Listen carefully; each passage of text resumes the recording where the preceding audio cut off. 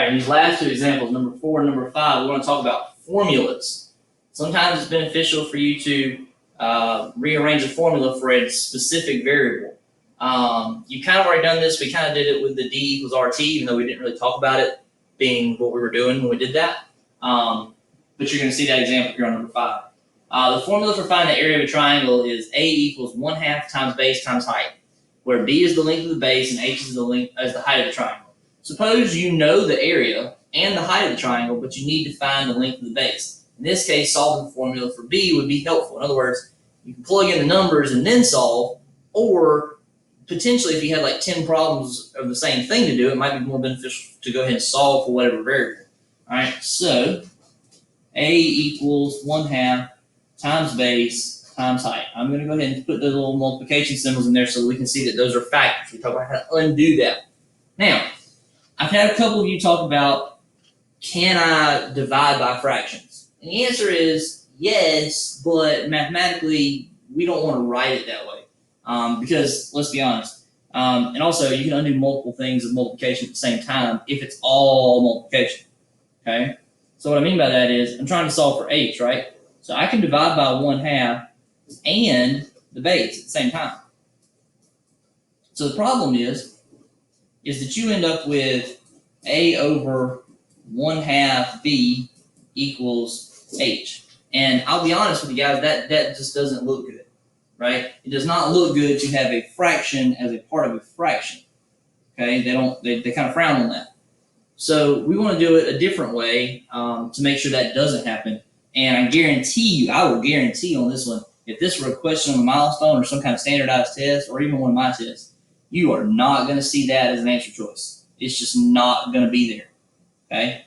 What you are going to see is this. This is the correct way to work this problem, or the more accurate way to work it, in my opinion.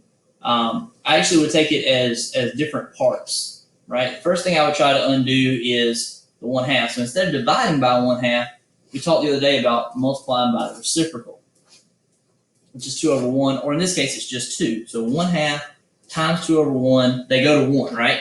Because 1 times 2 is 2, 2 times 1 is 2, 2 over 2, 2 divided by 2 becomes 1. All right? So over here, it can just become a 2, right? 2 divided by 1 is just 2. So we're talking about 2 times A equals base times height.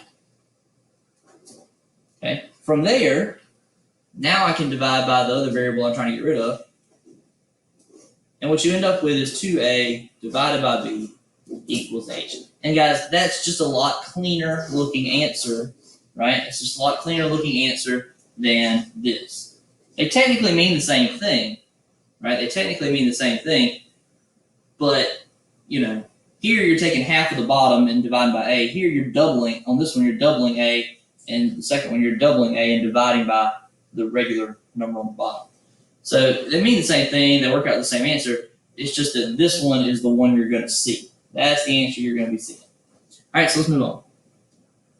So the second one here, the distance D that a train can travel, oh boy, trains again, can be found by multiplying the rate of speed R by the amount of time that it's traveling T, or D equals RT, right? We talked about that formula quite a bit. Solve this formula for T and find the amount of time a train will travel given a specific distance and rate of speed. So what's that talking about? So D equals R times T, right? Solve that for T. Well, need to undo the R, which the inverse of multiplication is division. So we divide by R. I don't know why I did that. I'm going to rewrite this whole problem because of that. D equals R times T. Divide by R on both sides. The R's on that side cancel out because any number divided by itself is just 1. So that leaves us with D over R equals T. All right? That's it. That's your answer. Now,